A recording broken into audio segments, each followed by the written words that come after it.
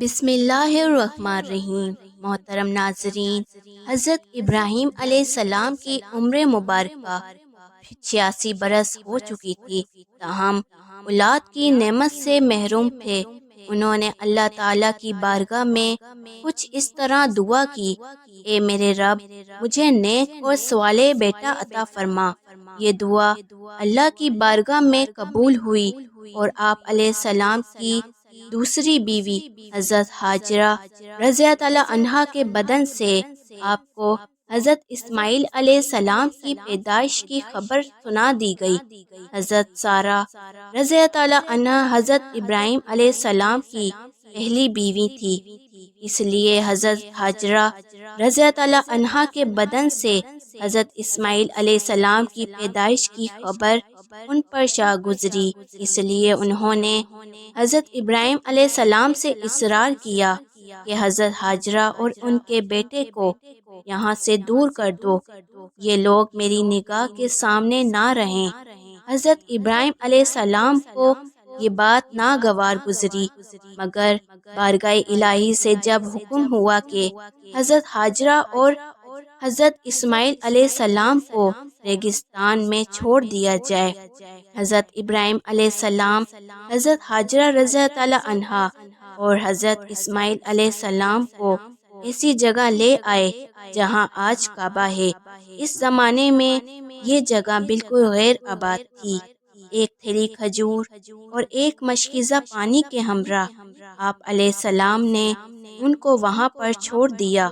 جب آپ علیہ السلام ان کو وہاں پر چھوڑ کر جانے لگے تو بی بی ہاجرہ نے انہیں روک کر پوچھا: ہمیں اس بیابان میں چھوڑ کر آپ کہاں چل دیے؟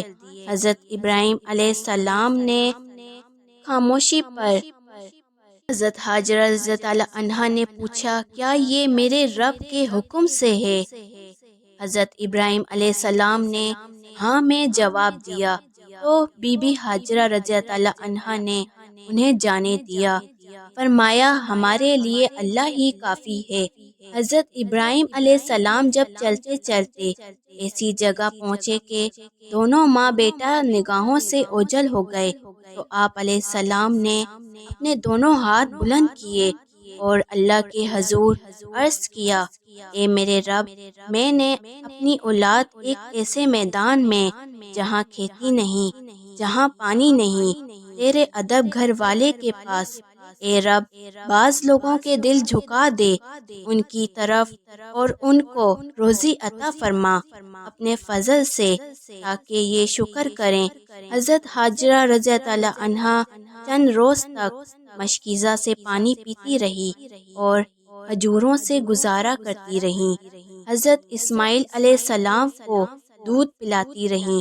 جب پانی اور کھجوریں ختم ہو گئیں تب وہ پریشان ہو گئیں، کیونکہ وہ خود بھی بھوکی تھیں، اس لیے دودھ بھی نہ اترتا تھا اور بچے نے بھوک اور پیاس سے رونا شروع کر دیا تھا۔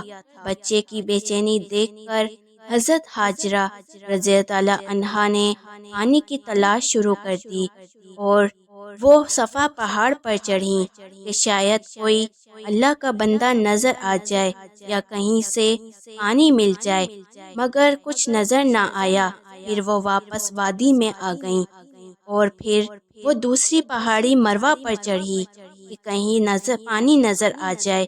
اس طرح آپ نے 7 چکر لگائے۔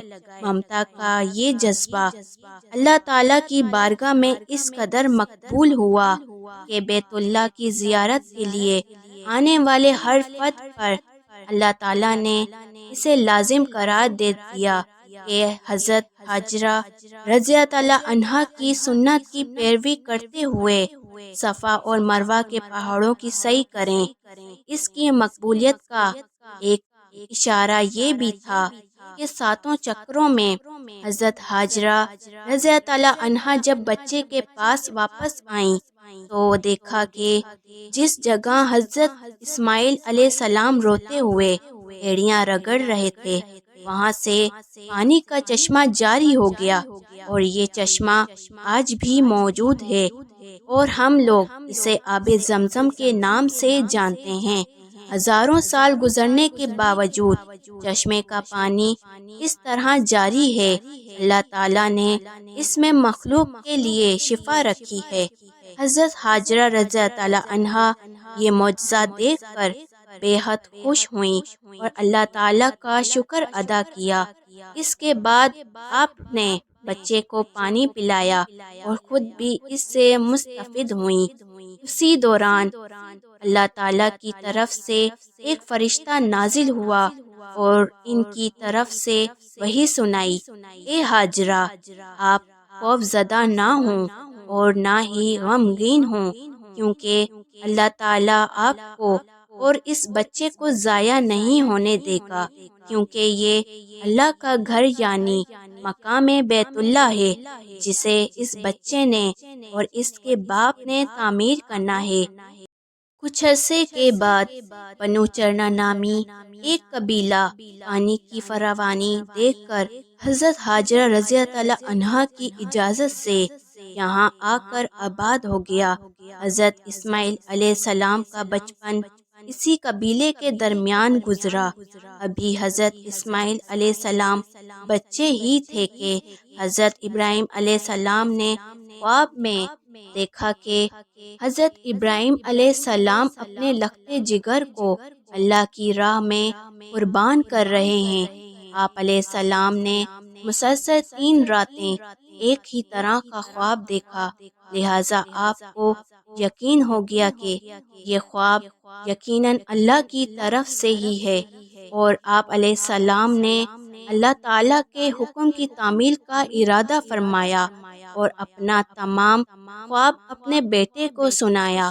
اور حضرت اسماعیل علیہ السلام نے پوچھا، میرے بیٹے، میں تمہیں اپنے خواب کے پیش نظر اللہ کی راہ میں قربان کرنا چاہتا ہوں، بتاؤ تمہاری کیا رائے ہے؟ اس پر حضرت اسماعیل علیہ السلام نے انتہائی تحمل کے ساتھ فرمایا، بابا جان، آپ اللہ کے نبی اور ان کے پرگزیدہ بندوں میں سے ہیں، آپ بے فکر ہو کر اللہ کے حکم کی تعمیل کریں، انشاءاللہ آپ مجھے انتہائی صبر والا پائیں گے۔ چنانچہ یہ دونوں اللہ کے بندے اپنے اللہ کے لیے گھر سے نکل کھڑے ہوئے۔ روایت میں آتا ہے کہ ابلیس نے انہیں ناکام بنانے کے لیے کئی طریقے اپنائے۔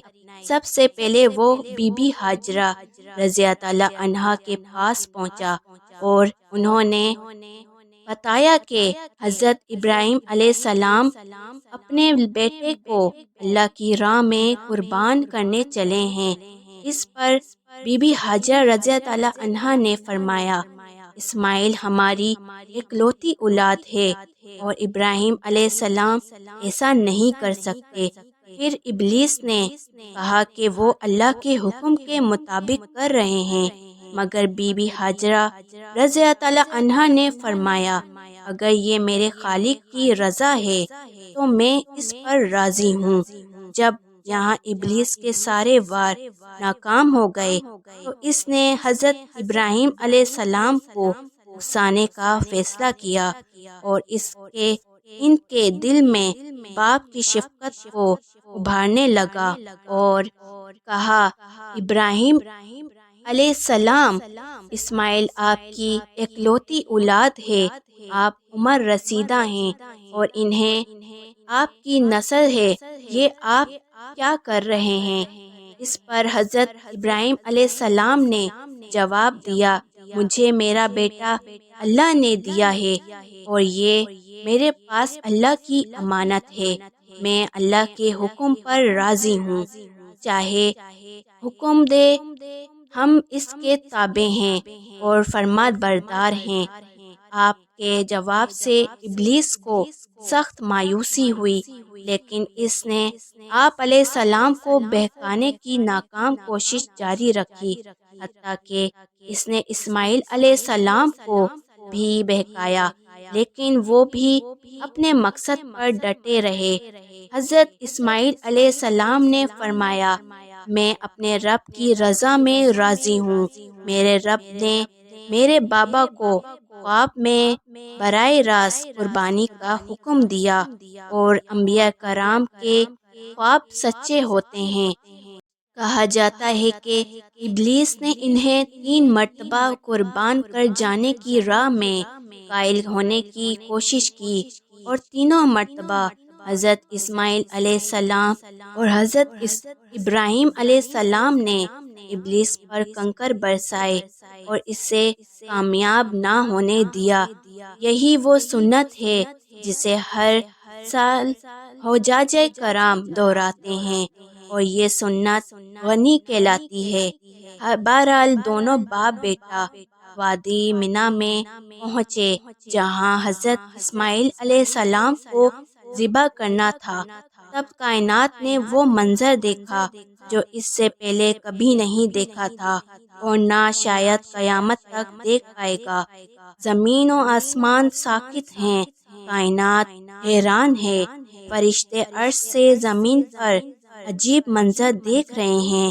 تبھی اسماعیل علیہ السلام کہتے ہیں، ابا جان، آپ میرے دونوں ہاتھ باندھ دیں اور دونوں پاؤں باندھ دیجئے، تاکہ چھری چلاتے وقت آپ کو کوئی دقت نہ ہو، اور ابا جان مجھے زمین پر منہ کے بل لیٹائیے گا، تاکہ میرا چہرہ زمین کی طرف ہو۔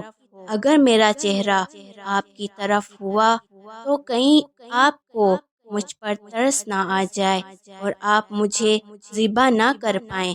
ابا جان اپنی آنکھوں پر پٹی باندھ دیجیے گا، اور ذبح کرنے کے بعد میرا کرتا میری ماں کو دے دیجیے گا، تاکہ انہیں صبر آ جائے۔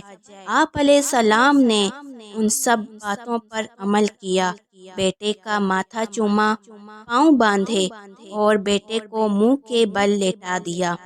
چھری چلا دی، لیکن چھری نے حضرت اسماعیل علیہ السلام کو نہ کاٹا، کیونکہ اللہ تعالیٰ کو کچھ اور ہی منظور تھا۔ حضرت ابراہیم علیہ السلام چھری چلاتے رہے، مگر چھری نہیں چلتی۔ آپ علیہ السلام اور زور لگاتے ہیں، مگر چھری ہے کہ چلنے کا نام ہی نہیں لیتی۔ آپ علیہ السلام چھری سے فرماتے ہیں، اے چھری، تو کیوں نہیں چلتی؟ میرے ننھے اسماعیل کا گلا تو بہت نازک ہے، تو کیوں نہیں چلتی؟ عرش پر فرشتے خاموش ہیں، زمین پر ایک انسان کا اللہ سے محبت کا عجیب منظر دیکھ رہے ہیں۔ تب اللہ پاک جبرائیل علیہ السلام سے فرماتے ہیں، اے جبرائیل، جاؤ اور جنت سے مینڈھا لے جاؤ، میرا خلیل پیچھے نہیں ہٹنے گا، اور جاؤ اس کی قربانی کرو۔ تب جبرائیل علیہ السلام جنت سے مینڈھا لے جاتے ہیں، اور اسماعیل علیہ السلام کو چھری کے نیچے سے ہٹایا اور مینڈھا رکھ دیا۔ اب چھری کو چلنے کی اجازت ملی اور چھری چل گئی۔ حضرت ابراہیم علیہ السلام کے ہاتھ پر گرم خون لگا، بے ساختہ آپ علیہ السلام نے نکالا، اللہ اکبر، یا اللہ تیرا شکر ہے۔ مگر جب آنکھوں سے پٹی اتاری تو حضرت اسماعیل علیہ السلام صحیح سلامت ایک طرف بیٹھے ہیں۔ حضرت ابراہیم علیہ السلام کی تابعداری، حضرت اسماعیل علیہ السلام کی فرما برداری بارگاہ الہی میں قبول ہوئی، اور اللہ نے حضرت اسماعیل علیہ السلام کو ذبح ہونے سے بچا لیا، اور اللہ نے ان کی جگہ جس جانور کی قربانی دی، اس کے متعلق روایت میں آتا ہے کہ وہ جنت سے لایا گیا ایک مینڈھا تھا۔ یہی وہ قربانی ہے جسے تا قیامت امت مسلمہ کے لیے عملی نمونہ بنا دیا گیا ہے۔ تو یہ تھا وہ عظیم قربانی کا واقعہ جسے ہم تمام مسلمان عید الاضحیٰ کو منا کر یاد کرتے ہیں۔